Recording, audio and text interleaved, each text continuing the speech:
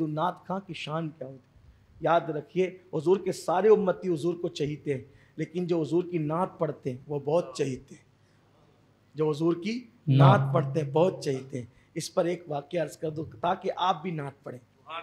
बच्चा बच्चा नात जब भी फ्री वक्त मिले, फ्री वक्त क्या बल्कि गुनगुनाते रहा करो। लोग कहते हैं मेरी आवाज़ ऐसी नहीं, मैंने कहा वहाँ आवाज़ नहीं देखी जाती, वहाँ तो दिलों की कैफियतें देखी जाती। नात पढ़ने के लिए आवाज़ की ज़रूरत नहीं, नात पढ़ने के लिए इश्क की ज़रूरत है। हाँ, तो नात पढ़ने वालों का क्या, एक बहुत बड़ा नाम है नात खानों की कायनात में, नात खानों की दुनिया में हज़रत इमाम शरफुद्दीन बोसीरी रहमतुल्लाहि ताला अलैह का। ये इमाम शरफुद्दीन बोसीरी कौन है? पहले ये बादशाह के यहाँ नौकरी करते थे, नौकरी। वो जो आप कसीदा सुनते हैं ना, रब्बे सल्ले व सल्लिम दाइमन अबदा अला हबीबिका खैरुल खल्क़ि कुल्लिहिम, मौला यसल्ले व सल्लिम दाइमन अबदा अला हबीबिका खैरुल खल्क़ि कुल्लिहिम, हुवल हबीबुल्लज़ी तुरजा शफ़ाअतुहु लिकुल्लि हौलिम मिनल अहवालि मुक्तहमी, या अकरमल खल्क़ि माली मन अलूज़ु बिही सिवाका इंदा हुलूलिल हादिसिल अमामी, सुम्मा रिदा अन अबी बकरी व अन उमरा व अन अली व अन उस्मान ज़िल करम। इस तरीके से उनका या रब्बे बिल मुस्तफ़ा बल्लिग मक़ासिदना वग़फ़िर लना मा मदा या वासिअल करमी, या रब्बी जमन तलबना मिनका मग़फ़िरतन व हुस्न ख़ातिमती या मुब्दियान। वाह वाह वाह, सुभान अल्लाह सुभान अल्लाह। मैं अपने आका की बारगाह में इन्होंने कसीदा बुर्दा लिखा है। बुर्दा का मतलब होता है चादर के, बेशक बुर्दा का मतलब होता है चादर के जो, और इसका कसीदा बुर्दा यानी चादर वाला कसीदा नाम कैसे पड़ा, उसकी वजह यह हुई कि आप बादशाहों के यहाँ जाते थे और बादशाहों की शान में गज़लें लिखा करते थे, नज़में लिखा करते थे। एक मरतबा बादशाह के यहाँ से निकल रहे थे, बादशाह लोग बड़े बड़े वजीफ़े देते थे और अपनी शान में कसीदे लिखने पे, नज़में लिखने पे, गज़लें लिखने। तो एक बार बादशाह के दरबार से निकले तो शहर के एक मजजूब से आंखें चार हो गई। जब एक अल्लाह वाला मजजूब मिला, शरफुद्दीन तो बहुत बड़ा आलिम है, नज़रें झुक गई। जी हूँ तो, जी हूँ तो। हुजूर को कभी देखा है? आका को कभी देखा है? नहीं देखा। कैसा है? जिसका कलमा पड़ा उसको नहीं देखा। बस ये बात दिल में बैठ गई। देखो, दुनिया में तीन किस्म के लोग हैं, एक अनपढ़, एक पढ़ा लिखा और एक आलिम। आलिम कौन है? हर पढ़ा लिखा आलिम नहीं और हर आलिम पढ़ा लिखा होता है, लेकिन आलिम के लिए कंडीशन ये है, इन्नमा यख्शल्लाह मिन इबादिहिल उलमा। आलिम वही जिसके दिल में अल्लाह का डर मौजूद है। अगर अल्लाह का डर मौजूद नहीं, वो पढ़ा लिखा तो है, डिग्री होल्डर तो है, लेकिन आलिम नहीं, आलिम नहीं है। और हमें हुक्म किसके पीछे चलने का है? आलिम के।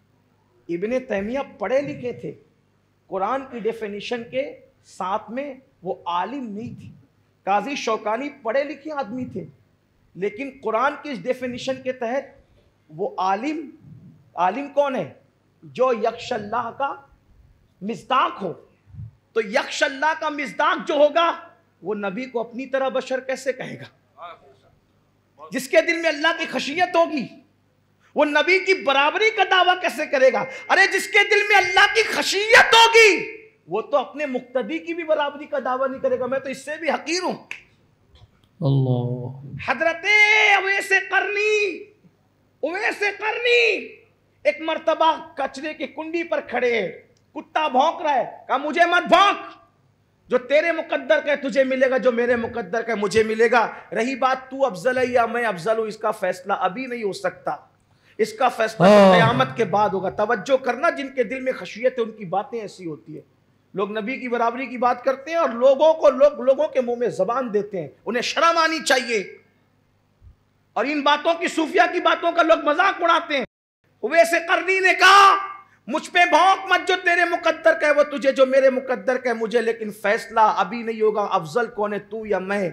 अलबत्ता क़यामत के दिन होगा। बात इतनी है, अगर मेरा खात्मा ईमान पर हुआ और मैं पुल सरात से आसानी से गुजर गया तो मैं तुझसे अफजल हूँ, और अगर ऐसा ना हो सका तो फिर तू मुझसे अफजल है।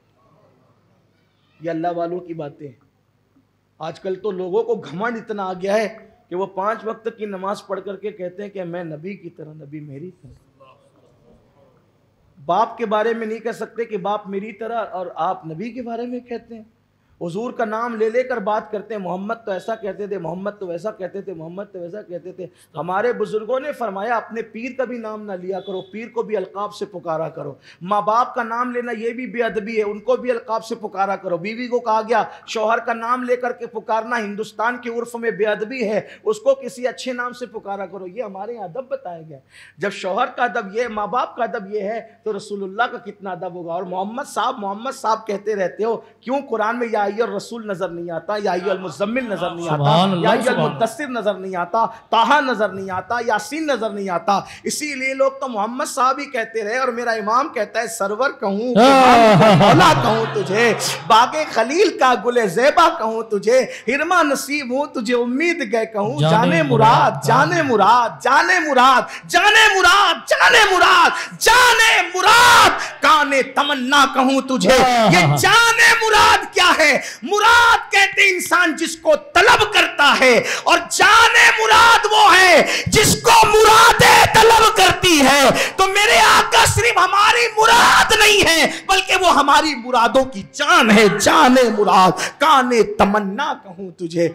अगर मेरे पास वक्त होता तो जाने मुराद और काने तमन्ना पर बताता तुझे कि राजस्थान वालों, जोधपुर वालों, इस हाकिया के वो इल्मी मरकज के छतर साया में रहने वालों, तुम्हें बताता कि जाने मुराद किसे कहते हैं और काने तमन्ना किसे कहते हैं। लेकिन वो अहले सुन्नत के इमाम ही की ज़बान है जो अपने नबी को 1400 साल अकीदे की रोशनी में जाने मुराद और काने तमन्ना कह के पुकारता है। हाँ, वो जाने मुराद वो है कि सिदरा पे रहने वाला बुलबुल भी तमन्ना करता है, अल्लाह मुझे कोई काम दे तेरे महबूब की खिदमत का, ताकि काम के बहाने उनके रुख का दीदार करूं और अपनी मुराद को हासिल करूं। बेलिकाए यार उनको चैन आ जाता अगर बार बार आते नहीं हो जिब्रील सिदरा छोड़कर। अल्लाह अकबर, जाने मुराद काने तमन्ना कहूं तुझे। तो जनाब शरफुद्दीन, तो लोगों को कहता हूं, लोगों आलिमों की पैरवी करो। और इमाम आजम अपने वक्त के आलामुल उलमा थे। हाँ, इतने बड़े थे वो इमाम आजम कि उनके उस्ताद भी उनसे मसले पूछते थे। ये नसीब की बात है, मैं इस पे कोई बात नहीं कहता, सैयद साहब लोग कह चुके। नसीब की बात है कि किसी का इमाम वो इमाम आजम है जिसने 100 मरतबा अल्लाह को ख्वाब में देखा। किसी का इमाम वो इमाम आजम है जो मसला अटक जाए तो रसूलुल्लाह से सवाल करके पूछ ले। हाँ, और किसी का इमाम वो है कि जिसको करप्शन की वजह से उठा के जेल में डाला गया था। इमाम तो लोग मानते हैं ना, हाँ मानते हैं। कोई जेल में जाने वाले को कोई करप्शन की बुनियाद में जेल पे गया तो उसको इमाम मानते हैं। हमारा इमाम भी जेल गया, लेकिन दोनों में फर्क क्या था? इब्ने तैमिया को करप्शन की बुनियाद पे डाला गया और मेरे इमाम को अहले बैत की मोहब्बत में डाला। फर्क देखे। इमाम ज़ैद शहीद के मुरीद थे, बेशक इमाम ज़ैद शहीद के मुरीद थे, और कहते थे जो ज़ैद की मदद करेगा बद्र ओहद के बराबर उसको सवाब दिया जाएगा। सुभान अल्लाह। तो मंसूर ने काजी बनाने का बहाना ढूंढ कर आपको कहा काजी बनो। आपने कहा मैंने नहीं बनना, तेरा नहीं बनना काजी, अल्लाह की तरफ से तो काजी हूं, तेरा काजी नहीं बनना, क्योंकि तू जो छूटने वाला है उसको मरवाएगा और जो मरने वाला है उसको छुड़ाएगा। तो मैं तेरी मदद नहीं कर सकता, मैं मंसूर की नुसरत नहीं कर सकता, मैं मंसूर को मंसूर होता नहीं देख सकता। मैंने तो मंसूर को मजबूर करना है, मैंने कबूल नहीं करना। तो भाई वहां तो कतार में लोग खड़े थे काजी बनने के लिए, क्योंकि काजी बनने का तो शौक ही लोगों को है ना, होता है लोगों को, उस दौर में भी शौक था। तो मैं काजी, तो इमाम आजम नहीं बने तो लोगों को तो खुश होना चाहिए था, लेकिन उसने कहा उनका कि तुम नहीं बनोगे मैं जेल में डाल दूंगा। तो दुखती कहां थी, बताते कहां थे? तो वो काजी का ये सिर्फ ढोंग था। असल बात ये थी कि अगर ये खुले रहे तो अहले बैत की अजमत के डंके ऐसे ही बजाते रहेंगे। वजह ये है कि उस वक्त तक नोमान फल नहीं खाता जब तक कि उस दौर के सैयदों के घरों में फल नहीं पहुंचा देता। अपनी आमदनी का 40% अहले बैत के लिए वक्फ कर रखा। ये इमाम आजम थे, नौमान बिन इमाम आजम को और आजम बनते वही है जो नबी के घराने की गुलामी करते। सुभान अल्लाह। हर बुलंद के सर पे देखो किसी न किसी आले नबी की जूतियां हो। आप देख लें 14वीं सदी के मुजद्दिद को नहीं देखते तो वहां भी सर पर किसी आले नबी का साया नजर आता है। इसी तरीके से देख लें आप एक लंबी सी कतार है, मैं क्या अर्ज करूं इस पर। तो लेकिन आपसे इतना ही कहता हूं, इमाम आजम को अहले बैत की मोहब्बत में जेल में डाला गया, लेकिन आपको कोड़े मारे जाते थे, कहते थे मुझे मारो, बहुत मारो, लेकिन मेरी माँ के सामने मत मारना, मेरी माँ बूढ़ी है, सदमा बर्दाश्त नहीं कर सकेगी। आखिरकार उनको जेल के अंदर ही जहर दे दिया गया। इमाम आजम शहीद हो गए टाइम, वो बात पूरी कर लो। अच्छा, वक्त हो गया, लेकिन मैं वो बात पूरी कर, असल मेरी आदत है मैं थोड़ा रुकते रुकते चलता हूँ। मैं मुकर्रिरों के उसूल के तहत नहीं चल पाता, इसलिए कि कोई मैं मुकर्रिर नहीं हूँ। तो अर्ज कर रहा था, बात दूर निकली। हज़रत शरफुद्दीन बुसीरी को कहा कि अल्लाह के रसूल को देखा है? एहसास हुआ, मैंने अभी तक नहीं देखा। हुज़ूर मुफ्ती आज़म कहते, तुम्हें ना देखा तो किस काम की है ये आंखें कि देखने की ये सारी बहार आंखों में। मरने से पहले हुजूर को तो देखना ही है ना, लेकिन हुजूर अपना आप दिखाते किसको है? हाँ, इतने पाबंद बनो आंखों के हवाले से। हुजूर मुफ्ती आजम के पीरो मुर्शिद कहते हैं, हो सके तो औरत का अक्स पानी में देखने से भी बचा करो। औरत का अक्स, अजनबी औरतों का अक्स पानी में देखने, जो आंखों पे कंट्रोल कर ले उसे हुजूर का दीदार जरूर नसीब होता है। और बड़े करीम है वो, आंखों को पाक करे, कोई आंखों को पाक करे, फिर उनका करम देखो। तो बहरहाल शरफुद्दीन बोसीरी की आंखें तो पाक थी, लेकिन बादशाह के यहाँ कलम वक़फ़ था। निकले गए, फैसला किया, आज के बाद मैंने बादशाह का कोई कसीदा नहीं लिखा, क्योंकि मजजूब ने कहा था बादशाहों की तारीफ करते फिरता है तो तुझे हुजूर कब दिखेंगे, सरकार का दीदार कब नसीब होगा जब उनके लिए सब कुछ वक्फ कर रखा है। तो इस्तीफा लिख के दे दी। बादशाह ने अपना गुलाम भेजा, शरफुद्दीन से कहोगे कोई कमी होगी तो हम पूरी करेंगे, कोई नजराने में कमी होगी तो पूरी करेंगे, जो चाहो देंगे, लेकिन दरबार ना छोड़ो। कहा नहीं, अब हमने कुछ नहीं करना। और हुजूर की नातें लिखने शुरू की। लेकिन याद रखना, आका फरमाते हैं जो हमसे प्यार करता है, ये भी याद रखना, प्यार आसान नहीं है। खुसरो कहते हैं बहुत कठिन है डगर पनघट की, आसान नहीं है। 11वीं की बिरयानी खा के हुजूर से प्यार किया, पता ही नहीं है कि इश्क क्या है।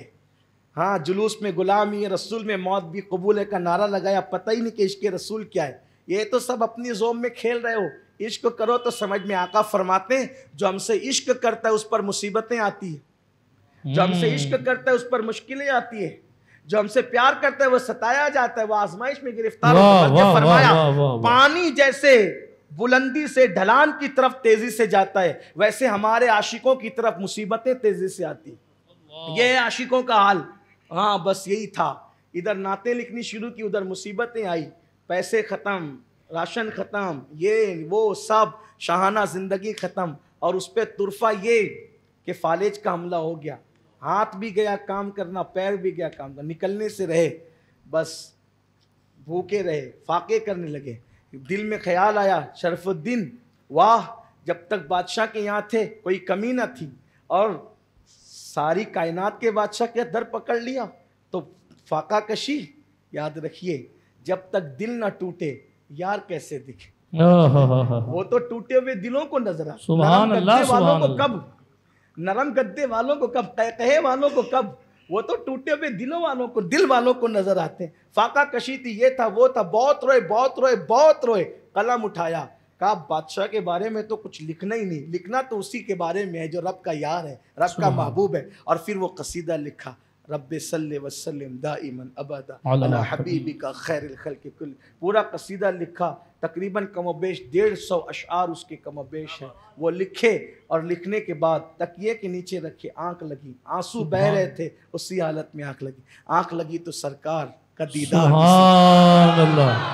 आका का जलवा नजर आ गया, हुजूर का दीदार नसीब हो गया। और आका ने फरमाया, शरफुद्दीन वो जो कसीदा तुमने आज लिखा वो जरा मुझे पढ़ के सुनाओ। शरफुद्दीन ने कसीदा पढ़ना शुरू किया। इमाम शरफुद्दीन कहते हैं मैं जब कसीदा पढ़ रहा था, मौला सल्लि वसल्लिम दाइमन अबदा अला हबीबिका खैरुल खल्क़ि कुल्लिहिम, तो मेरे हुजूर वो कसीदा सुन करके ऐसे झूम रहे थे जैसे फलदार टहनी हवाओं के झोंकों से झूला कर। सुभान अल्लाह। हुजूर को अपनी नात कितनी पसंद है। और फिर जब मैं कसीदा मुकम्मल कर चुका तो मुस्कुरा करके मेरे आका अलैहिस्सलाम ने ये किया कि अपनी कंधे की चादर उतारी और मेरे कंधों पे डाल दी और मेरे बदन पे हाथ फेरा, तो वो मेरा फालेज ज़दा बदन भी अच्छा हो गया और चादर मेरे कंधे पे आई। आंख खुली तो पूरा घर मुअत्तर था। मैंने सोचा वो चादर कहाँ है, तो वो चादर भी मेरे कंधों पर मौजूद। मेरा जिस्म तंदुरुस्त हो चुका था। फिर मैंने गुस्ल किया, गुस्ल करके मैं वही चादर रख करके बाहर निकला। बाहर निकल के जा रहा था, वही मज्जूब मिला।